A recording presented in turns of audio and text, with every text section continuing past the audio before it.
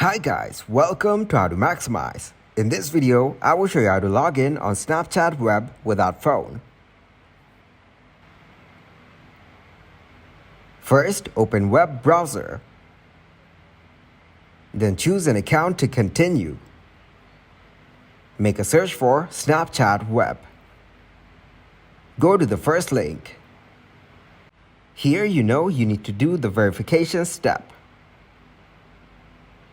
For this, open Snapchat app on your phone and make sure that you are trying to access Snapchat on the web. Then click on the Get Started button. Click on Got It. Next, allow the access on this dialog box at the top. Again, click on Get It, then Block. This way you can log in on Snapchat web. Thanks for watching, and please leave a like, subscribe, and share.